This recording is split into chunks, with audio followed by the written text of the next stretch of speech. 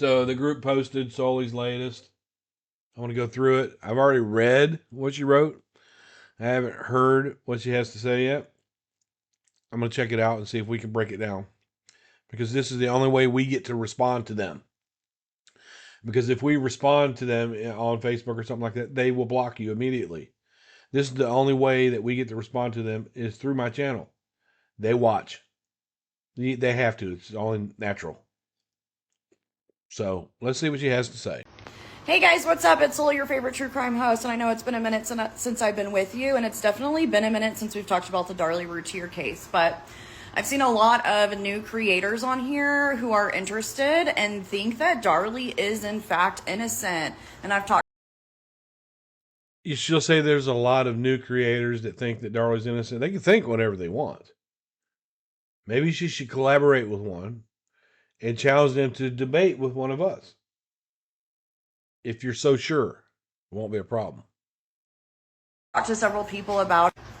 I have a podcast on Spotify, and the audio version is available on YouTube under Kitchen Table Research. We have 10 episodes out on Darlie. They still, even though we did these episodes a few years ago before I even knew the family, the episodes still hold up really well as far as research goes. Now I know. How do those episodes hold up as far as research goes when you couldn't even get the names right of the people? Denny Key. How do they hold up? Do you want me to go and dig through and do reactions on yours? Yours do not hold up. You can think that all you want. We made a few mistakes here and there, but as far as the trial goes, as far as everything that matters, bro, you like this sweater? Still holds true, and because a lot of people are getting interested, especially a lot of females in the Texas, Dallas area, I've seen on TikTok are getting into the case, and some of the stuff has been taken down, like the Darlie Facts page was not taken down, but it seems like the IP or the hosting site maybe ran out.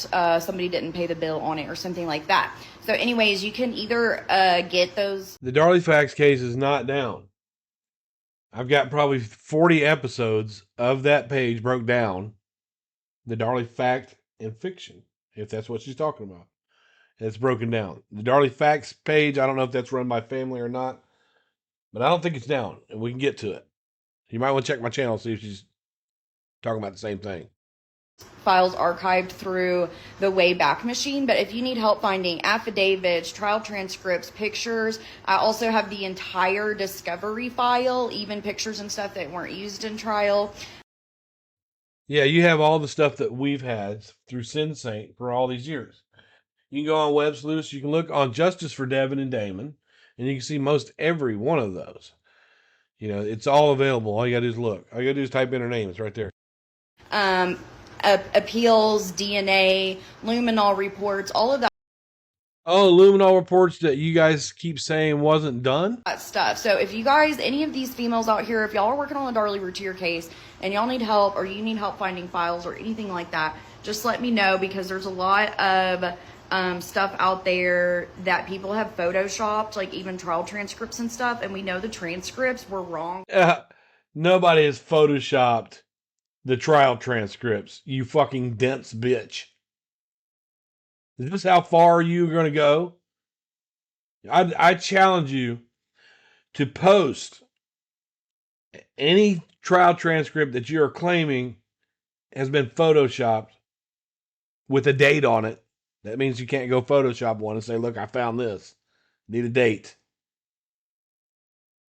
You are such a fucking liar. From the beginning, so it's really hard to even say that the files, the files that we do have is like the best, but there have been groups of people that have done the files, and in my 20 odd years of researching this case, I haven't seen anybody redo the files or change those words.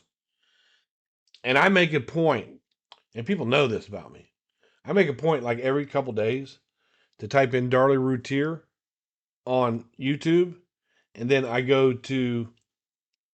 click on the, break it down to the dates, like today, this week, when was it uploaded, and I go to today, and when I see a new one, I comment on it every time. I've never seen anything like that. She's a liar. Have photoshopped like misinformation into them. So you want to make sure that you're getting some of those files from a reputable. How fucking ridiculous can you be that people have photoshopped the trial transcripts? Well, I'm telling you, I've got the actual file. I've got the file that came from the website that Darlie Key posted. Fucking ridiculous, man. Reputable source, which Darlie Facts used to be that library. However, I backed up and have my own Darlie library. So if you guys need anything on the Darlie Routier case, don't hesitate to reach out. And also remember that Darlie Routier's sister is on here and is one of her biggest advocates. Her name is Danelle Stahl. She's at Fugate, Fugate 1982. Fugate 1982. I'll tag her in this video. And I'm sitting out here with the bunnies and the flies and I'm getting eaten up. So you guys have an excellent. If you have trial transcripts that have been photoshopped, that's not going to keep her in prison. The trial transcripts were not flawed. It was ruled that they were not flawed and they were consistent with the audio tapes. You are a fucking liar. You have to be a liar to believe that Darlie Routier is innocent. You have to stand on it. You don't have to be a liar to believe it. But if you're going to come on social media, you have to stand on lies. That's a fucking lie, Sully.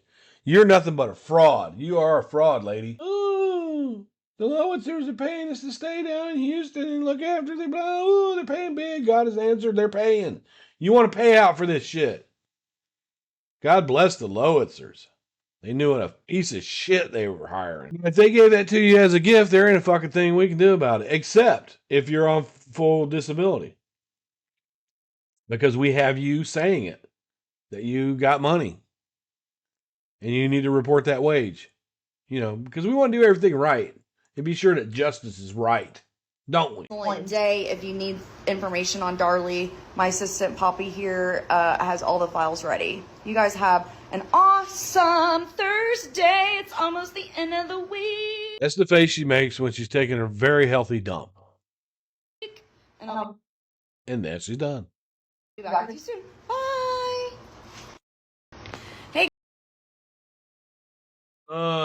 On that night, Darlie Routier called in 911 in a panic, reporting that an intruder broke into her home and attacked her and her sons while they slept. Despite the violence inflicted on her, investigators quickly focused on Darlie as the prime suspect. Okay, here is where she kind of contradicts herself. Within days, the intruder theory was dismissed by authority. You know, I want to clarify again, thank you for helping us out and make our points, because before you came along years, they said, nope, 20 minutes in, James Cron knew it was her. He had them all, they all had tunnel vision right then and there, 20 minutes in.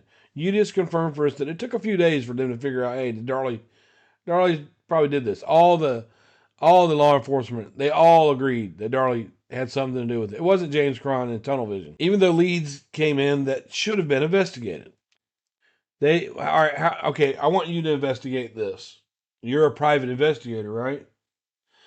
Based on the information that I'm about to give you, I need you to investigate this, okay?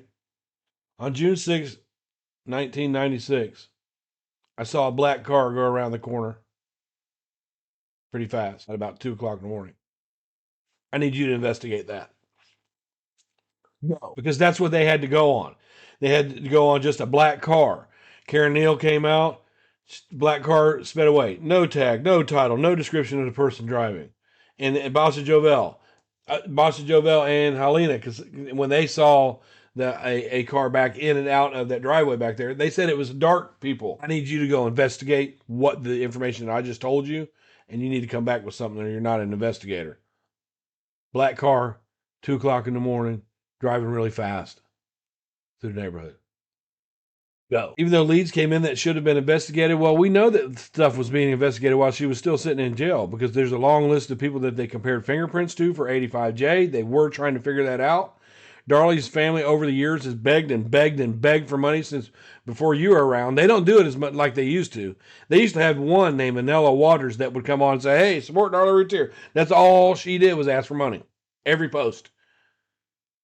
Darlie Key telling people they need 10,000 for this, 20,000 for that, 200,000. We put an end to that shit when we found out that money was not going where it was supposed to through the lawyers. You can ask Pam Collins about that. We put an end to them begging for money shit. We stopped that. Pam did. I mean, I helped, but Pam was the one that actually found out where the money was going, then it shouldn't be going there. If you can go out and buy a $50,000 Corvette, you don't need to ask the public for a $10,000 test for your daughter. Period. Don't give a fuck who you are. I was there. I saw it. You didn't. Supporters of Darlie's innocence point to several concerns about the investigation. Contaminated and mishandled evidence at the scene, conflicting BPA, the lack of fingerprints or DNA tying Darlie to the actual event, unresolved fingerprints, and DNA that could indicate an intruder. There are no fingerprints in that house that's going to indicate an intruder. If an intruder had a fingerprint in blood, which is, we all think is a female anyway, he would have left more than one. They also note that the crime scene was not secured properly and key evidence may have been lost or tainted. Well, that's what they want to note, that it hadn't been secured properly. But if you read the testimony and you read the police reports, they started taping that thing off before Darlie was even in the fucking ambulance. And they denied access to the chief of police. You got to think about it. There was only a few people that actually went in that house during the initial report. We got Walling, Waddell, Kochak, Colby. Those are the ones that I know that actually went in there before the people got taken out. That's not a lot of people. The crime scene was secured properly. As far as the evidence, I agree. They could have handled things a little bit better, but I don't think there's any part of evidence that was contaminated to the point where it couldn't be read. It's been read, and it all points to Darlie. Misleading media and the silly string video. One of the most damaging pieces of evidence used against Darlie was a video showing her spraying the silly string at her son's gravesite during a birthday memorial, just days after their deaths. The clip was shown repeatedly in the media and during the trial as a sign of supposed callousness. It was showed one time during the trial. However, what was not shown to the jury or to the public at the time was that this brief moment came after a deeply emotional, tear-filled prayer vigil at the same gravesite. See, this is what you don't know, dumbass. Darlie Key's got that 14-hour tape. She's told us. She told us supporters a long time ago that she had it.